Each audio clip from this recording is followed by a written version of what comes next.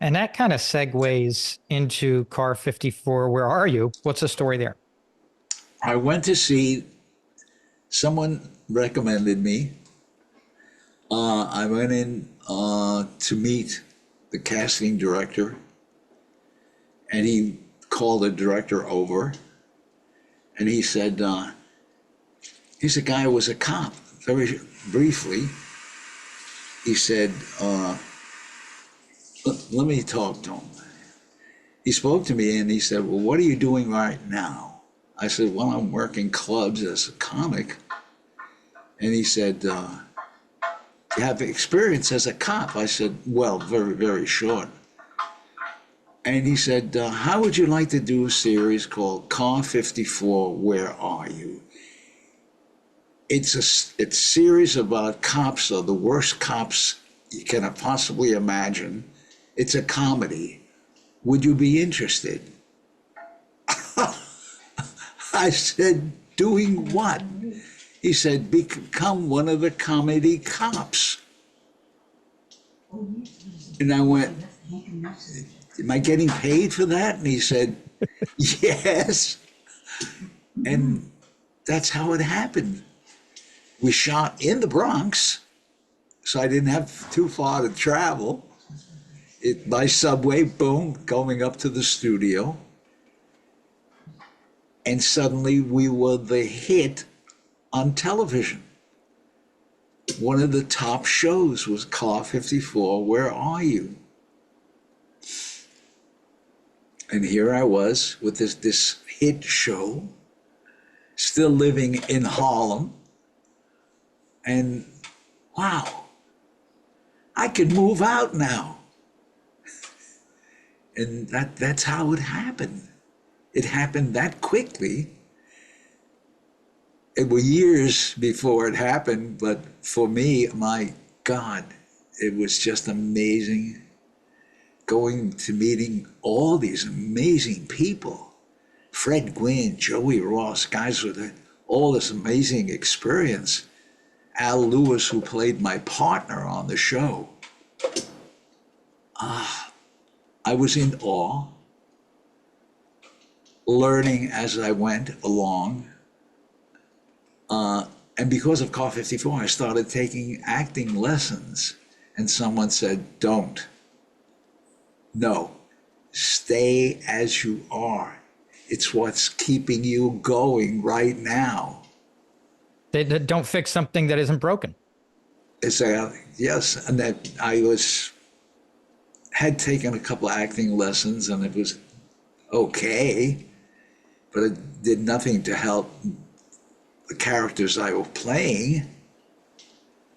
But I learned some stuff, and wound up doing guest appearances on different shows, mostly playing tough guys, which I assure you I'm not. Kept working out. I started working out to protect myself. I studied martial arts. I became very proficient. I have several ranks in different art forms. And it was made Hank Garrett what he is today because of studying with the different people, some of the most amazing people I'd ever met in my life. This Gene LaBelle, who became world champ, beating people all over the world in martial arts and pro wrestling. And he was my teacher, my sensei. Now, I believe you called Car 54 the best comedy of its time. What makes you say that? It showed the police in a different light.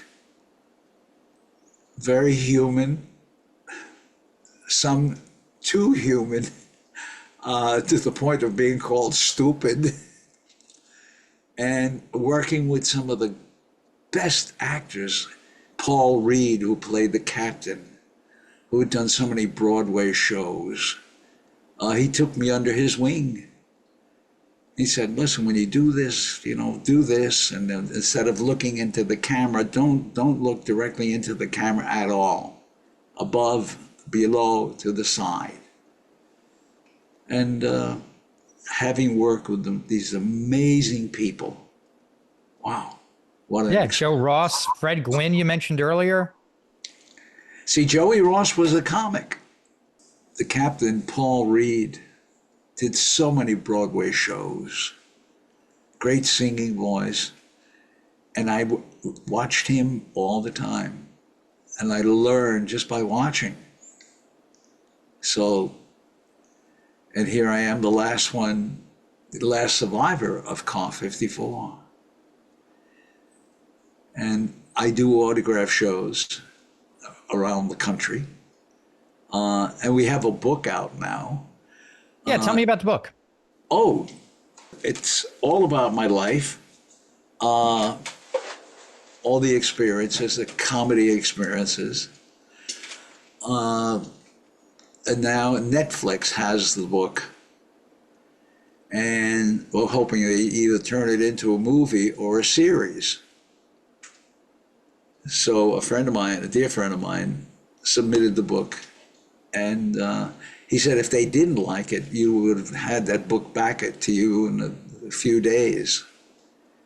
But they've got it for several weeks now. So possibly, who knows? But we pray. Well, I'm sure it'll be picked up wherever fine books are sold. You went on later to land the role of Malone in Serpico, one of the all-time great films of that genre. How did that role come about for you? When I was interviewed, and they said, what is your background? And I told them, I said, I lived on the street. I was a street hoodlum. They said, what? I said, yeah. They said, where? I said, in Harlem. You lived in Harlem?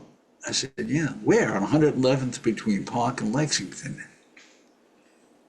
And who did you hang out with? I said, with some of the toughest people you'll ever want to meet. Did you become a tough guy yourself? I said, not tried to be tough, but compared to these guys, a lot of the people wound up going to prison, wound up becoming a cop instead. And they referred to me as the hoodlum cop. They said, Hank, do you know anything about the streets you were on? I said, yes, I know all the stuff about the street. And when they asked me, you think you can talk about, I said, only certain things. A lot of stuff I will not discuss. And that was my experience on the street, being a bad guy. I had a pistol in my pocket when I was 12 years old. Sammy Davis Jr. Came to see me, took me to the Apollo Theater. First, I was taken to him.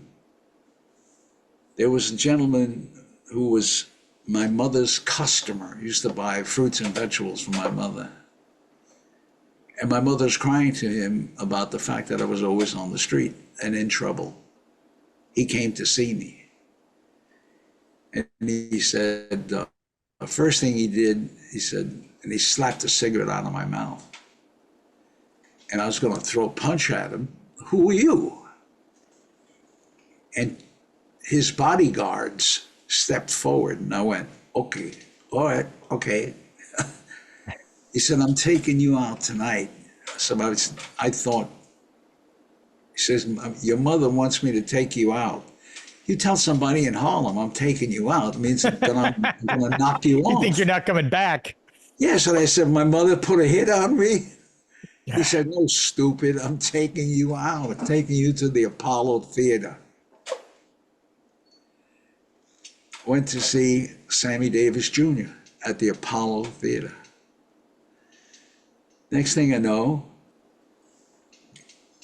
they set up an appointment for me to see Sam away from the theater. And I went to see Sammy, and he said, sit down, man. I said, yeah. He said, you're a tough guy, right? I said, yeah, I'm a tough guy. He said, tough guys wind up with broken bones and scars. You're beyond that. You're going to get killed. You're going to die. I said, what? He said, yeah. The way you're going? Yeah. And here I am, I'm 12 years old at the time, and I've got a gun in my pocket, a 25 caliber pistol. And that pistol started to get very heavy. I thought it was going to rip through my pocket, because as he kept talking to me, and he said, I got a job for you.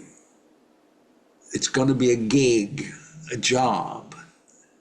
Not running numbers, not doing anything illegal. And he got me a job. And I was working at the Apollo Theater. And next thing I know, because of Sam, I was appearing at the Apollo Theater. People said, Hank, you're working at the theater? I said, I'm appearing there, man.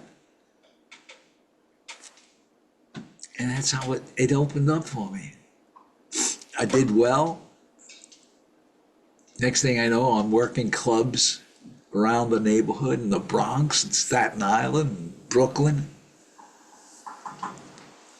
Wow. And then Call 54 came along. And we did that in the Bronx. And suddenly, people are saying, hey, Nicholson! That was the character I played on Call 54.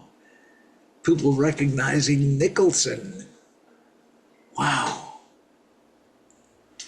And so many things started happening. Wow.